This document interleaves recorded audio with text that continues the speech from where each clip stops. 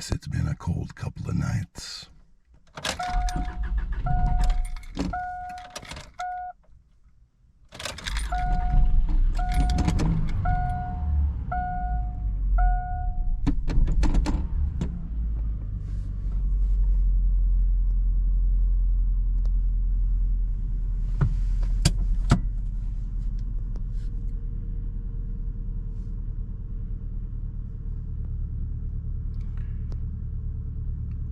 And there we go.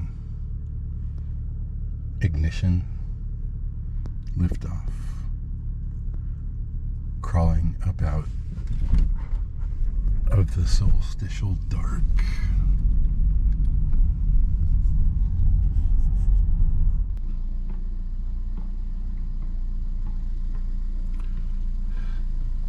I haven't paid a single bill yet for January, but thanks to the exceeding generosity of my patrons, I am now uncommonly well set up to pay them.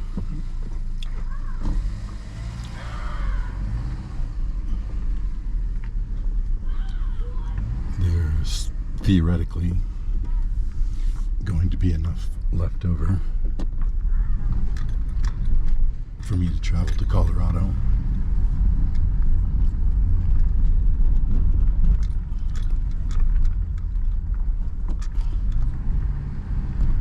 But that hasn't, that determination has really and truly not been made yet, and won't be until those bills are paid. And I have a realistic picture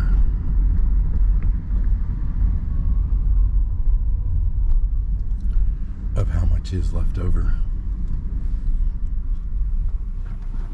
and a refined sense of what I want to do with that.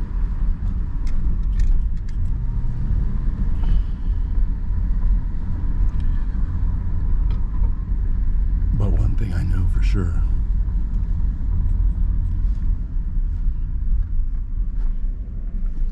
is that the lessons that I'm learning from the dryas flower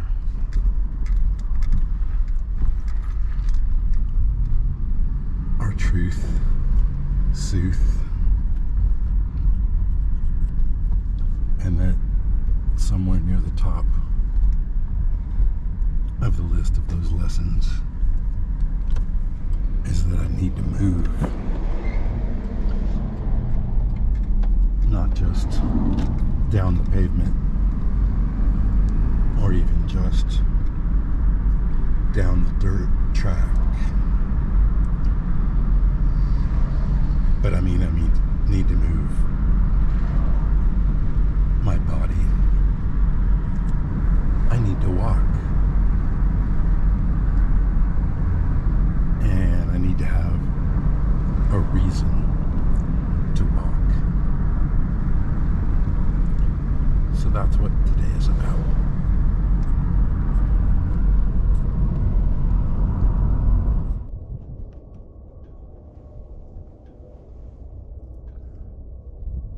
Even though I've owned the Rocky Mountain Edition Outback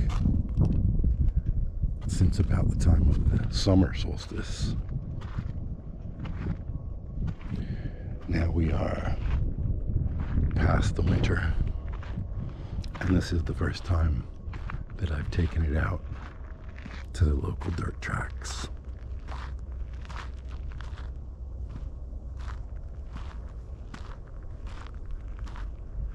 So, out of an abundance of caution,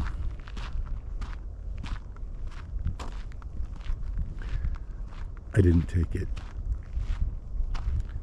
the quarter mile or so past this point, because even though it's been relatively dry for quite some time, I'm not 100% sure how far to trust the appearance of dryness with all-wheel drive as opposed to the truck in four-wheel drive.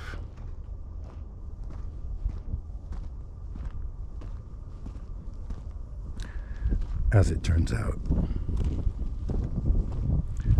I think I was being maybe a little too cautious.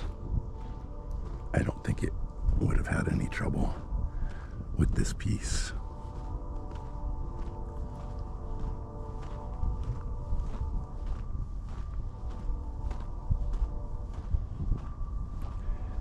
In a perfect world, I'd park somewhere like there. Or there.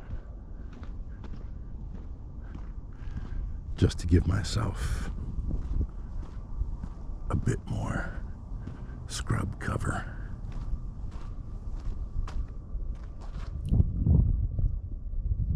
A bit more camouflage from the eyes of the population center over there at the golf course.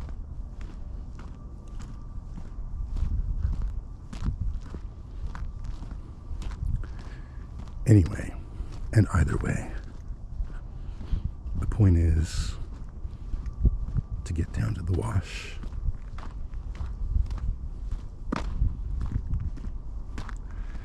and then locate the intersection with the barely there road that leads to the Heron Pond.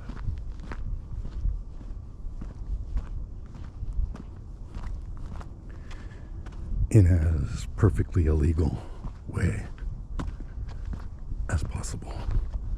I mean, you see the prints of the horses and the cows, and I'm sure that Mr. David or some other rancher would greatly prefer that I not be traversing this land. But I'm not walking past any signs that say anything about trespassing. And I am not jumping any fences. So, suck it up, buttercups. As far as I know, I'm still an upstanding citizen.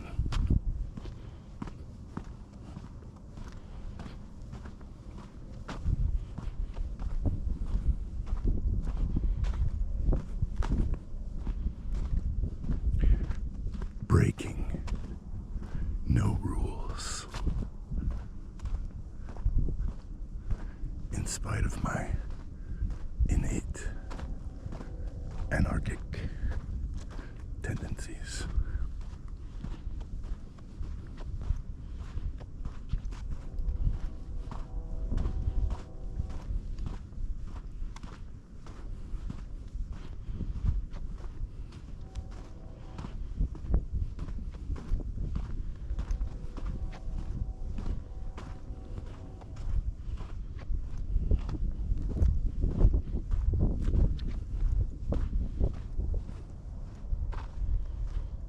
And there she is.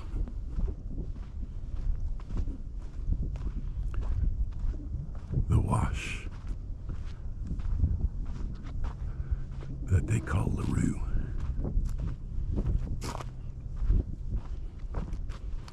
The X-tangent that we hike up north, searching for the Y. The little road, the little barely there road that constitutes the intersection. Oh, you see that jackrabbit? I don't know if the little GoPro captured it right, but my eyes did.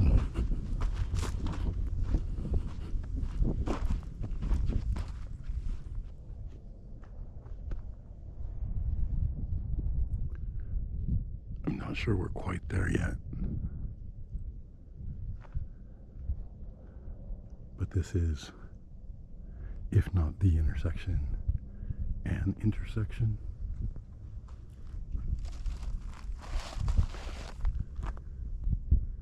And of course, even if it was the least bit more wet, it wouldn't be traversable. Even if the main wash, the LaRue itself, was. So I'm going to track back along this and see if I can stumble over the road that's barely there.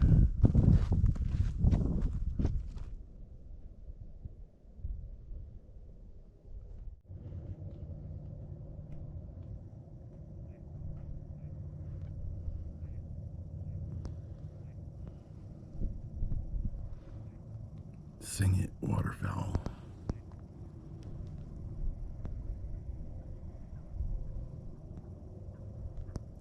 This view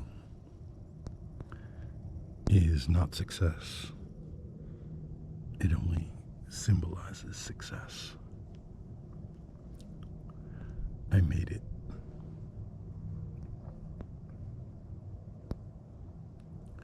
But the making it was the real point. The movement that it took to get here.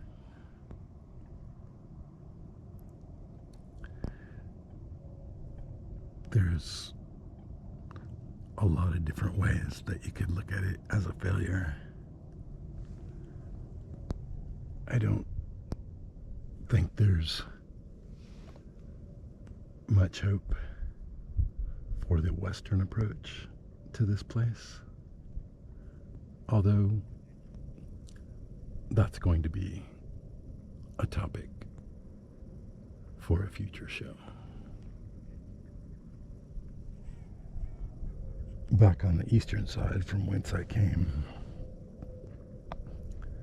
I never found the intersection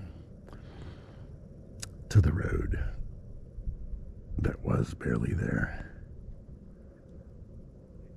And late in the process, I found out that that was because the road that was barely there isn't anymore. However, I did find the remnants of the beginning to it. The exit ramp, if you will.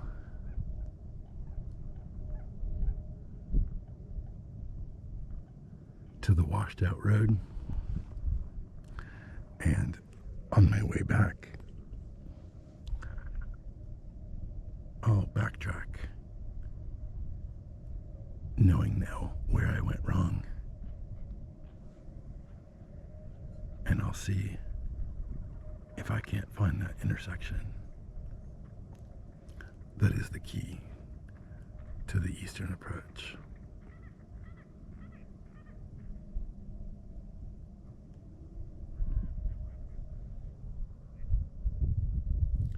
It's a strange thing, you know.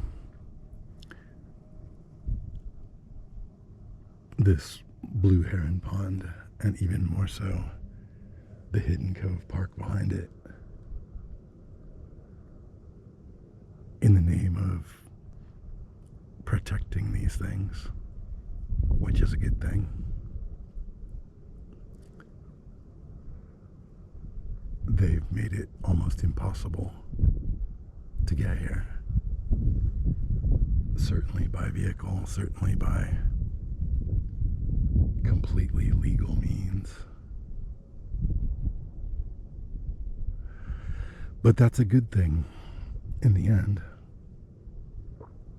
because it means that only those of us who are willing, strongly willing, to make our way here can then have the gems to ourselves.